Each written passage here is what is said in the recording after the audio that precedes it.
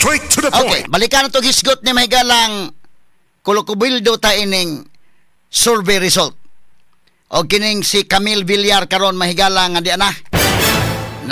Nag-endorse na mahigalang Sara Duterte Carpio. Ha?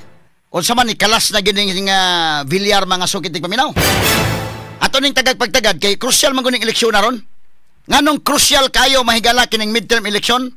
Because kinahanglan mahigala ang PDP laban og siyam ka mga senador aron mga kagalaan nga maabsilto si Sara Duterte Carpio. Mo nang ko makabantay mo no sa naman ning kalakiha nga kinsa man ang angayan nga ibutang sa Senado or dili.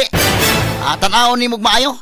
Ang uban mahigalang dumadapig ni kanhi Presidente Rodrigo Duterte mingon sa protect Sara. And the only way to protect Sara, kinalan doon natay siyam diha ka mga senador nga ato gyud. Otherwise, makonbikto Sara di na kadagan sa 2028 kay gawas sa conviction tanggal mahigala pagka Vice Presidente. Ang mahitabong anak mga kagalaan perpetual disqualification to hold public office. So mo na target. O panalitan ni na kadagan Sara, awa na, dili na. Wa na hisgutanan sa 2028 mahigala. Ang sunod nga pangandaman sa mga pro Duterte kung kinsa nilang Baste og ni Paulo, mao na lang na. Pero medyo murag mapiktaran ang kakusgon. Lahi ang kakusog mahigalag si Baste na lay modagan or si Paulo o kung si Sara, no? Kay naman ko'y quality Sara considering abogada siya, kinandakong factor man nga kamaog yung padagan og kon ba. Kay doon naman kasabot maging mga higala sa balaod as compared ni Baste og ni Paulo. So mo ni ang mahitabo mga sukintig paminaw, no? Unsa may kalaki ni ron mangita sila nga makakuha gyud siyam ka mga kandidato ang PDP kay makakuha og siyam gani ang PDP laban. Medyo ang impeachment mahigala nagbalik, medyo safety na si Sara Duterte Carpio. Straight to the point. Kay kung dili makabot og siyam, delikado sa conviction sa ipahigayon nga impeachment. Straight to the point. Maman ni taboron nga mura ang kampanya mahigala dili individual nga naiyahay na lang gud og paningkamot pero ang mga tao mingon Team Marcos ta or Team Duterte. Kadtong gusto nga makonbikto gyud Sara, mas mayo nga butaran ninyo gyud ang kang Marcos nga mga kandidato. Para konbikto gyud Sara or kinsa pa ilain diha nga mga senador kay di naman ni makumpletong alyansa nga 12. Kaysa isud ninyo dinha nga kini konbikto gyud Sara ni. Kadto may butari. Para sa mga Marcos ba og itong gusto nga makonbikto Sara, naon ko pagsulti. Ang gusto nga makonbikto si Sara sa impeachment, butarin ninyo ang gi-endorse sa administration, butarin ninyo ang dili na makumpleto, ikumpleto ninyo kay mismo si Governor Gwendolyn Garcia miingon man nga 8 to 9 lang ang iyang i-endorse. So kinsa man ning uban nga iyang kuhaon nga mga senatoriables nga ibutang didto aron nga madusi. Kana ato nang atangan sad mga higala kung 8 to 9 lang ang endorse ni Governor Gwendolyn Garcia. Straight to the point. So balikon ko ana na pag karon unang eleksyon non mga higala nga murag Team Duterte, Team Marcos.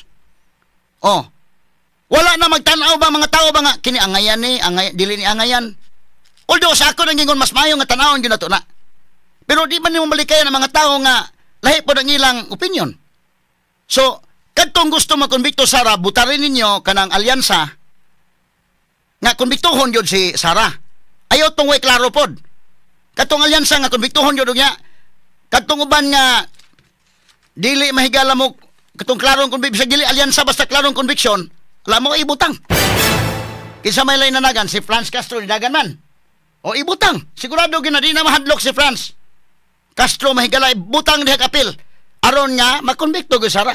Straight to the point. Kinsa pa lain ni dagan si Brusas. O kana mo ni mga kandidato nga sigurado gyud nga nagibaruganan ba nga konbikto gyud ang uban ani mo ramang gud mga higala ga kuan ga atras abanti ba mo di magpaklaro bisig di magpaklaro kay ang mga tao di paklaro nga klaro naman. Kadto pod mga higalang mga tao nga dili gusto makonbikto si Sara atol sa impeachment, nabutari po ninyo ning mga kandidato sa PDP laban og di man kompleto ni PDP laban og kinsa inyong butang nga maka more or less makakuan mo nga dili ni matawag nga kon ba ang alay ba. Kini ni ang niya Bongo. Aji butarin niyo sa Bongo. Og di mo gusto makonbikto Sara, number 1 naman sa Bongo ron. Si De La Rosa, number 2. Sa survey mahigala, statistically tied with Erwin Tulfo. Karon atong tagsaon ha. Ikatulo mahigala si kini statistically tied man si Tulfo og si De La Rosa. Sunod si Tito Soto. Unsa may tan-aw niyo Tito Soto? Mo konbikto ni Sara ni o dili? Alyansa man posibleng konbiktohon Sara ani. So, laylain magyud kamantay mo mahigalan naman gyud gusto nga lagot yung Duterte. Butarin ninyo si Tito Soto kay konbiktohon si Sara ani. Kinis kay Tano Pia unsa man konbiktohon ni Sara. Anaon ta ni pag kuan, para klaro ba day ba? Kay mingon ta na unsa naman tong Senado karon mura magkuan. Tungod na sa sitwasyon nga doon na impeachment mahitabo after ining election. Ang uban lagot kayo mahigalan sa Duterte. Ako mingon ko, sige, butarin ninyo, kinsay angayan din ha. Unya ka nang makasiguro mo nga konbiktohon si Sara. Para wala na Sara Duterte nga makadagan in 2028. Kadto po mahigalang mo protect ni Sara, ala pangita mo kandidato nga makaprotect ni Sara diha. Kay kinahanglan magsiyam. Kinahanglan magsiyam aron nga maabsulto. Oh, ang sunod pangutana, kini say kuan, kining top kuan ha. Si Soto, konbiktohon Sara ani o dili? Og mingon nga, konbiktohon Sara ani. Akala butaran ta ni. Para konbikto Sara, dili na. Katong gusto nga di na kadagan Sara. Katong pong di gusto makonbikto Sara kay gusto sa nga si Sara makadagan pa in 2028. Ayaw niyo butar eh. Simple naman na. Sunod, kay Tano Pia. Question, kinis kay Tano Pia unsa man ni? Konbiktohon Sara ni o dili? Dakong question na kay si Peter mo naman og Duterte man ang iyang igsuon.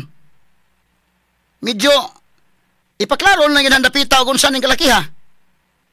No? Kaya iniphanay man ni mahigala ron. Ang sa PDP laban, mukuha lang sa nagsiyam ka makadaog nga senador nga dili mingon sa no for conviction. Wa na. Tuloy-tuloy yung Sara diha. Kaya kini mga higala mo naman yung mahitabo. Mingon na, sadaan man, tinuray lang kini mahigalang impeachment political exercise ni mga sukitig paminaw. Ay, may mitaw kag intelligence fund. Mas dako mga intelligence funds, BBM. Nga nung may impeachment niya. Straight to the point. Asa makamangita ng 125 million ang kang Sara, impeachment. Ang kang BBM, 4.5 billion, why impeachment?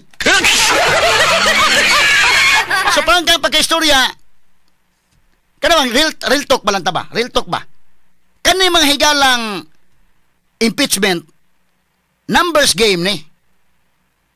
So kadto mga tao, nga moingon sila mga higala kuan, di man butanta ka na PDP laban. Pila man kabo kandidatos PDP laban, ha?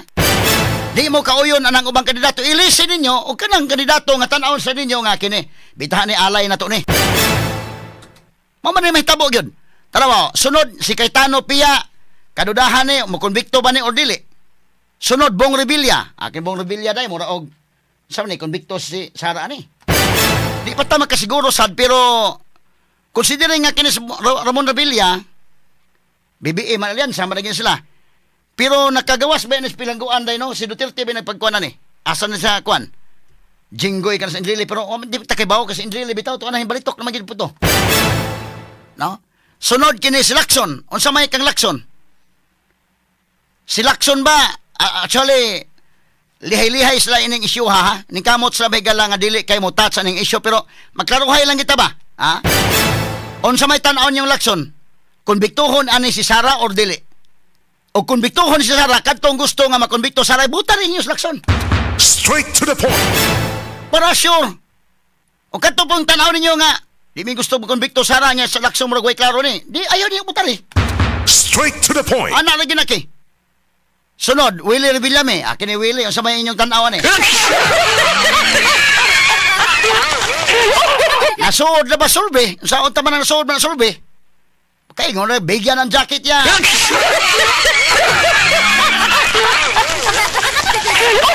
Ang mga away-away ko doon sa Senado, ha? Naidang away-away, ha?